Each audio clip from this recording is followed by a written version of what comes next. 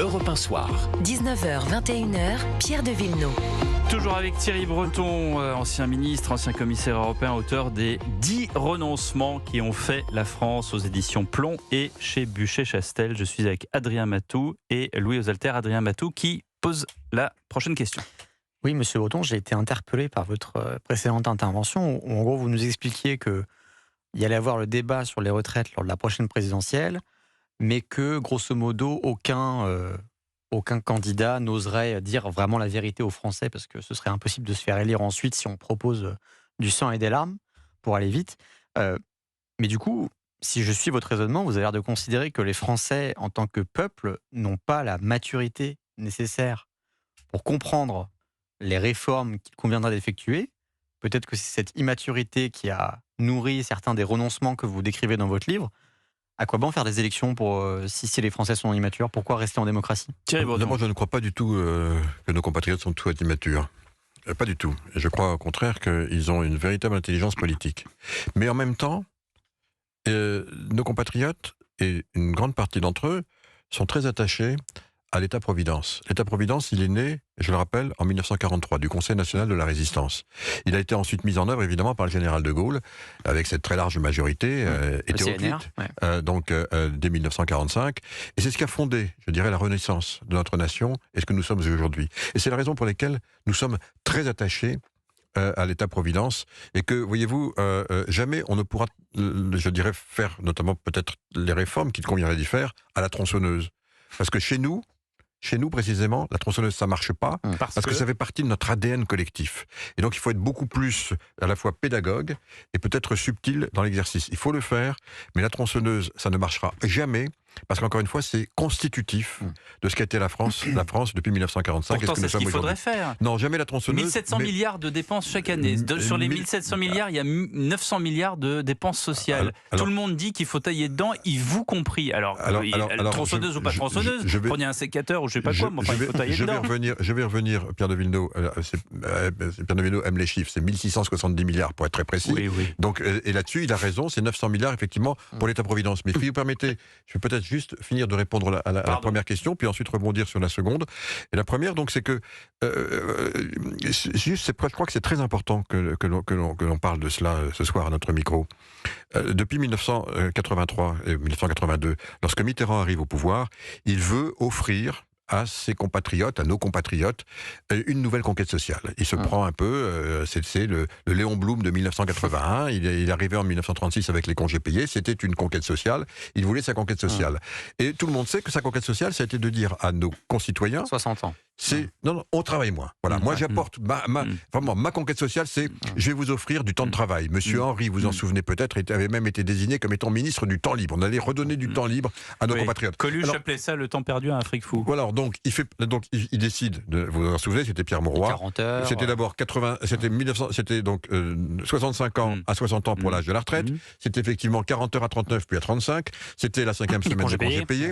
Et donc tout ça est présenté comme quelque part un acquis social. Le problème, par parenthèse, c'est qu'on ne peut pas se le financer, on n'avait pas la productivité ni la compétitivité pour ce faire, et donc on va commencer à créer la dette de la France va commencer à être inventée par Mitterrand pour financer précisément ce qu'on a fait croire à nos compatriotes comme étant une conquête sociale. Lorsqu'il arrive, Mitterrand, la dette de la France est de 20% par rapport au PIB, lorsqu'il part, 14 ans plus tard, elle est de 53%. La dette est inventée pour financer précisément l'infinançable et redonner ce confort qui devient un acquis progressivement. 1983, la rigueur. C'est donc, oui, la rigueur, bien sûr, mais on garde l'acquis social. Et on va le garder ensuite. Et personne ne va oser ensuite toucher à ce tabou. Et dès qu'on va vouloir y toucher, c'était vraiment on touche à un acquis, et donc on ne peut pas le mettre en jeu. Et c'est la raison pour laquelle il faut à la fois, Pierre de Villeneuve, je me retourne vers vous maintenant, à la fois faire une pédagogie immense pour expliquer la réalité, que vous venez du reste de décrire à grand coup de serpe. J'ai pas dit un grand coup de tronçonneuse, j'ai dit un grand coup de serpe. La réalité, effectivement, utilisez l'instrument que vous voulez. C'est celle que vous venez de décrire. Mais voyez-vous, il faut aussi faire de la pédagogie. Et pourquoi je disais tout à l'heure que pour moi c'était un jour funeste hier, parce qu'on avait enfin réussi à faire de la pédagogie pour expliquer précisément à nos compatriotes que désormais il fallait passer de 62 à 64. Mais vous vous rendez compte, On était à 65 en 1981. Il nous aura donc fallu combien? 2 générations, 50 ans, pour essayer de remettre la machine France à l'endroit. Alors bien sûr, les Français, je me retourne vers vous. Vous décrivez un peuple, excusez-moi qui est de notre vous peuple, interrompre, vous décrivez un peuple qui depuis 40 ans Adrien Matou.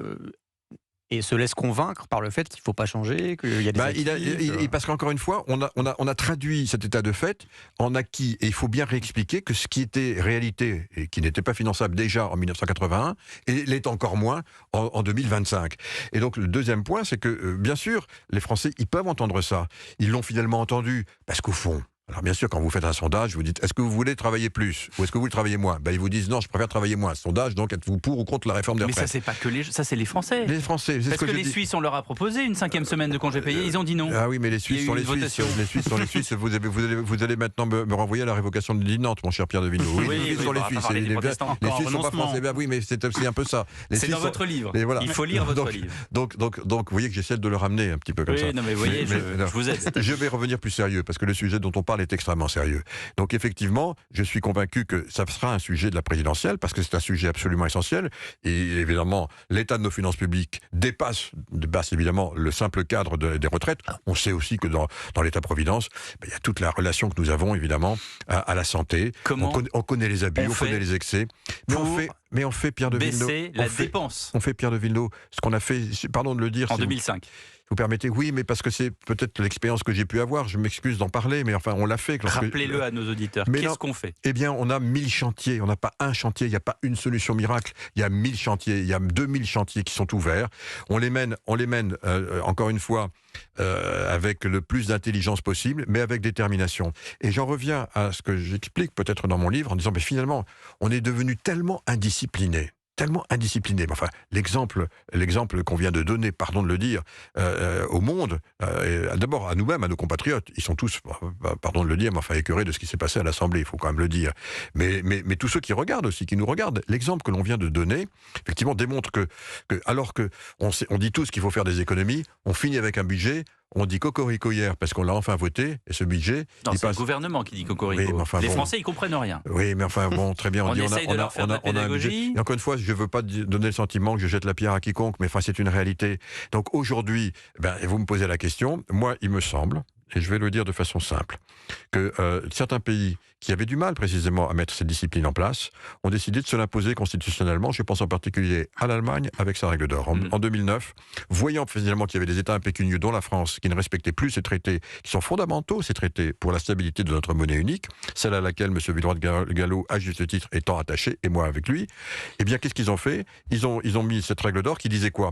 Que pendant un certain temps, on s'imposait, je dirais, un déficit maximum. Alors, c'était 0,33 pour l'Allemagne, ça peut être -1, ça peut être ce qu'on veut, mais au moins qu'on se donne un cadre. Dans ce cadre, évidemment, les forces politiques qui arriveront au pouvoir pourront mettre un peu plus d'impôts si elles veulent, un peu plus de réduction des coûts s'ils veulent, mais on sera au moins dans un chemin. Et ce chemin, à partir du moment où il sera voté, alors évidemment, je mesure ce que je dis en ce moment. Ça veut dire qu'il faudra évidemment avoir une réforme constitutionnelle, c'est-à-dire soit un congrès, soit un référendum. Mais il me semble que dans l'État, non, mais attendez, je vais vous dire une chose, Pierre de Villeneuve. Ce qui est devant nous, hélas, par notre incurie, n'est plus facile à faire, hélas. Mais ça devient indispensable, et pour notre financement, et pour nos compatriotes, et pour la parole de la France. Mais Thierry Breton, est-ce que vous pensez que ce déclic pour faire la pédagogie dont vous parlez à propos de la réforme du modèle social ne peut pas venir de la démographie, de l'hiver démographique qui commence? Pour la première fois en 2025, nous aurons sûrement un nombre de décès supérieur à celui de naissance. C'est la première fois depuis 1945. Est-ce que ça peut entraîner une prise de conscience sur le fait que ce modèle de transferts sociaux n'est plus tenable en l'état parce qu'il fait fi des réalités démographiques qui seront encore plus graves demain qu'aujourd'hui? Vous savez, les réalités démographiques, malheureusement, elles sont d'abord... la démographie, c'est une science, on peut dire, qui est exacte. On peut prévoir parfaitement ce qui va se passer, effectivement. Mais quand vous parlez à nos compatriotes, et je passe beaucoup de temps avec eux à parler, ça ne les touche pas. La démographie, ça se traduit par quoi? Pourtant, c'est eux qui font moins d'enfants. C'est tout le monde. C'est là où je voulais en venir, vous avez raison. Ça se traduit par le fait... Est-ce que j'estime que je suis suffisamment sécurisé, que je maîtrise assez bien les choses, que j'ai le logement qui va bien, que j'ai tout ce qui manque aujourd'hui aux Français, tout ce qui manque, une maison plutôt que faire des enfants. Tout ce qui manque aujourd'hui aux Français, et derrière ils se disent, non, ce sera finalement Combien je connais de couples, y compris chez moi, dans ma famille, hein, où vous dites, finalement, je me sens pas prêt, je me sens pas mûr parce que je suis pas assez stabilisé pour ça. Et on voit bien que tout se tient. Et que qu'est-ce qu'il faut refaire? Alors, en particulier, ils vont pas se dire, parce que je sais qu'il y en a certains qui disent, on va donner une prime, comme si on donnait des primes pour faire des enfants. Pardon, mais je ferme la parenthèse. Mais c'est pas comme ça que ça marche. Ça marche Pour ceux qui en ont et qui en ont eu et qui en ont comme moi et qui en ont eu, c'est pas comme ça que ça marche. Mais ça marche évidemment par le fait que c'est une responsabilité évidemment importante, formidable, un sens évidemment de la vie aussi, mais il faut pouvoir précisément derrière le mener, le conduire. Et aujourd'hui, beaucoup de Français se disent que c'est trop. Non, on a trop d'insécurité, d'incertitude, et on préfère donc quoi? Épargner plutôt que d'avoir des enfants. Oui, je l'entends ça, parce qu'on a peur. Donc voilà, il faut redonner confiance. Et vous savez, faire des enfants. Et vous savez, pour redonner confiance, vous savez, investir. J'ai eu la chance dans ma vie d'avoir 2 patrons, 2 maîtres. Mon premier, ça a été René Monory, mon second, ça a été Jacques Chirac. C'est important d'avoir des patrons dans la vie. Certains n'en ont jamais eu, ça leur manque. Mais moi, j'en ai eu 2. Et mon premier patron, qui était René Monory, vous vous souvenez, il avait été aussi ministre des Finances. C'était un homme de bon sens, on disait. Et René Monory me disait toujours, vous savez, la croissance, c'est la confiance. Et le sujet, c'est de redonner la confiance. Et bien, dans notre pays, on n'a plus confiance. On n'a plus confiance d'abord en l'État. Et pourquoi on n'a plus confiance en l'État? Parce que l'État est impécunieux, que quand il prend un engagement, eh bien, non seulement il ne le tient pas, mais il le renie. Et on en revient à ce qui s'est passé hier. L'engagement a été pris collectivement, enfin, de réformer la France sur les retraites, on en a parlé. Et on vient de le renier hier. Comment peut-on avoir confiance dans la parole publique et donc dans celui qui est censé l'incarner le mieux et le plus haut en l'État, lorsque l'État ne tient pas ses engagements et renie sa parole? C'est la raison pour laquelle, comme Turgot, je pense que la meilleure façon... C'est un des chapitres de votre livre. Le 3e, la meilleure façon, le renoncement à la réforme, et on voit ce que ça coûte de renoncer à la réforme, c'était 10 ans avant la Révolution française. Comme Turgot, je pense que Louis XVI avait eu raison de l'appeler au pouvoir pour réformer la France. Hélas, les forces conservatrices ont eu le dessus. On sait où ça nous a conduit. La meilleure chose pour que la France retrouve sa parole, qu'on redonne la confiance aux agents économiques et à nos compatriotes, c'est que l'État apprenne à retenir ses engagements, y compris financiers. Les 10 renoncements qui ont fait la France aux éditions Plomb et Buchet-Chastel. Merci beaucoup Thierry Breton d'avoir été l'invité d'Europe 1 Soir.